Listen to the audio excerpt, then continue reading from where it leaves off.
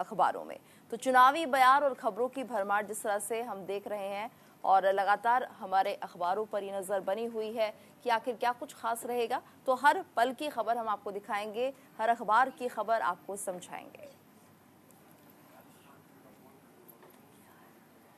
और वही खबर जिस तरह से लगातार चर्चा में रही है चारुल, ये बड़ी खबर अपने दर्शकों को बता देते हैं। सनातन का अपमान करने वालों को सम्मानित कर रहा है INDIA, ये मोदी कह रहे हैं। दैनिक जागरण के पेज नंबर 1 में इस खबर को प्रमुखता दी गई है। PM मोदी ने कहा कि विपक्षी गठबंधन INDIA सनातन का अपमान करने वालों को सम्मानित कर रहा है और उन्होंने कहा कि प्रमुख नेताओं ने सनातन को डेंगू और मलेरिया बताया था, लेकिन इंडी गठबंधन उन्हें महाराष्ट्र आमंत्रित करता है और सम्मानित करता है। महाराष्ट्र के कोल्हापुर में एक चुनावी सभा को संबोधित करते हुए PM मोदी ने ये कहा है कि 2 चरण के चुनाव संपन्न होने के साथ ही कांग्रेस और INDIA गठबंधन 2 सेल्फ गोल कर चुके हैं और ये हम दिखा भी रहे हैं टेलीविजन स्क्रीन पर।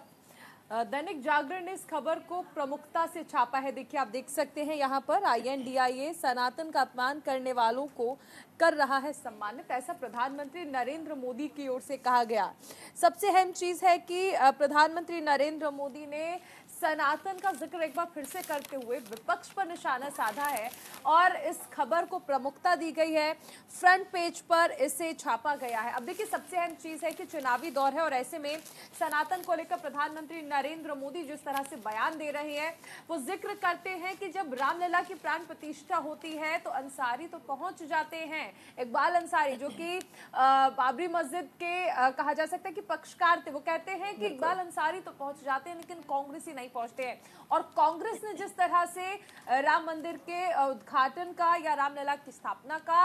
बहिष्कार किया था या फिर नहीं पहुंचे थे, इसको लेकर लगातार प्रधानमंत्री निशाना साध रहे हैं। बिल्कुल, और जाहिर सी बात है कि क्योंकि सनातन इस वक्त चर्चा में है और कुल मिलाकर जो अयोध्या में मंदिर बना है जो कि 500 वर्ष के बाद अब पूर्ण हो पाया है और ऐसे में कहीं ना कहीं 500 सालों के बाद इस बड़े काम को करना, जाहिर सी बात है सनातन को यहाँ पर अब टारगेट भी किया जा रहा है। और कांग्रेस की तरफ से भी देखें चारुल, तो हम ये देख रहे हैं कि कुछ ऐसे बयानबाजी किए जा रहे हैं जिसमें वो कहीं ना कहीं माइनॉरिटीज को अपने पक्ष में लेने की कोशिश कर रहे हैं। अगर कर्नाटक की हम बात करें तो यहाँ पर साफ तौर पर यह कह दिया गया है कर्नाटक CM की तरफ से कि अब OBC कैटेगरी में मुसलमानों को भी शामिल कर रहे हैं। तो ये देखिए, अब 2 धड़े बट गए हैं। बीजेपी जहां सनातन का प्रचार कर रही है तो वहीं कांग्रेस ये समझ चुकी है कि उन्हें सनातन से थोड़ा दूर रहना है और कहीं ना कहीं माइनॉरिटीज पर ज्यादा ध्यान देना है। लेकिन देखिए, कांग्रेस एक सॉफ्ट हिंदुत्व का कार्ड खेल रही है, खुलकर विरोध भी नहीं कर पा रही है और ना ही साथ दे पा रही है। क्योंकि आपको याद होगा कि जब पिछली बार चुनाव हो रहे थे तो पूर्व मुख्यमंत्री कमलनाथ कहते हैं कि आखिर किसने दरवाजे खुलवाए थे राम मंदिर के, तो वो जिक्र करते हैं राजीव गांधी का। ऐसे में आप कह सकते हैं कि स्ट्रैटेजी ऐसी है कि सॉफ्ट हिंदुत्व का कार्ड विपक्षी पार्टियां खेलने की कोशिश कर रही हैं, क्योंकि अगर वो हार्डकोर हिंदुत्व पर आ जाती हैं जिस पर बीजेपी तो है, तो कहीं ना कहीं उन्हें ये लग रहा है कि उनका जो वोट बैंक है वो कहीं छिटक ना जाए। ऐसे में किसी एक राह पर ना होने का नुकसान भी विपक्षी पार्टियों को होता हुआ नजर आ रहा है और इसीलिए बीजेपी खुलकर विरोध भी कर रही है और निशाना भी साध रही है विपक्षी पार्टियों पर, चाहे राम मंदिर का मुद्दा हो या फिर रामनवमी पर। आपको याद होगा कि अभी पश्चिम बंगाल में जिस तरह से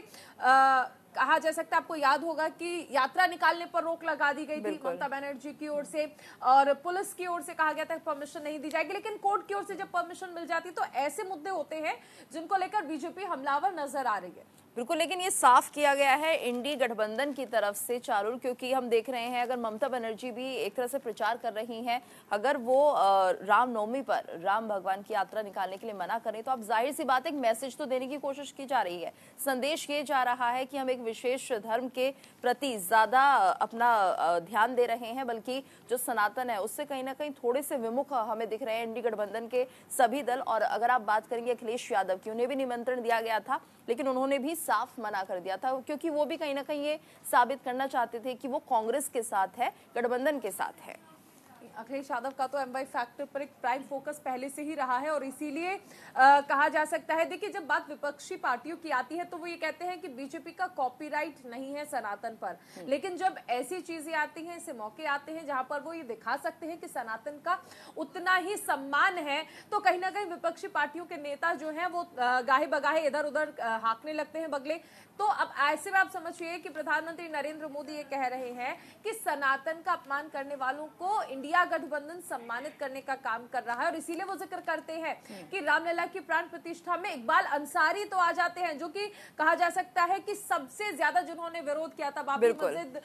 कमेटी के पक्षकार जो थे, लेकिन कांग्रेस नहीं आती। हालांकि देखिए, आचार्य प्रमोद कृष्ण पहुंचे तो उन्होंने कहा था कि जो लोग राम मंदिर का विरोध कर रहे हैं वो देश का विरोध कर रहे हैं। अब ऐसे में समझने वाली बात यह होगी कि आखिर ये जो निशाना साधा जा रहा है प्रधानमंत्री नरेंद्र मोदी की ओर से मंच से लगातार विपक्षी पार्टियों का, क्या ये मुद्दा जो है जनता के मन में घर कर पाएगा? क्योंकि अभी हाल में जो वोटिंग हुई है दूसरे चरण में, उसमें रैलियों में जो भीड़ देखने को मिल रही थी उतनी पोलिंग बूथ पर नजर नहीं आ रही। बिल्कुल, और चारुल ये आंकड़ा कम होता जा रहा है। ये आंकड़ा आप देखिए कि पहले फेज में भी कम था, अगर हम 2019 की बात करते हैं, सेकंड फेज अभी चुनाव हुए हैं उसमें भी ये आंकड़ा काफी कम है। यानी उस तरह से जनता का रुझान नहीं हो रहा है, या फिर यूं कहें कि ऑप्शन उन्हें कोई और दिख नहीं रहा है। तो जितने लोग बाहर निकल रहे हैं वो वोट कर रहे हैं, लेकिन शायद कुछ कहीं ना कहीं एक असंतोष इस वक्त देश में हम कह सकते हैं कि जितनी रैलियां हो रही हैं और जितना प्रचार हो रहा है उतना समर्थन यहाँ पर मिलता हुआ नहीं दिख रहा है। हालांकि सनातन एक बड़ा मुद्दा बना दिया गया है और हम देख रहे हैं कि लगातार पहले फेज की जब वोटिंग हुई तब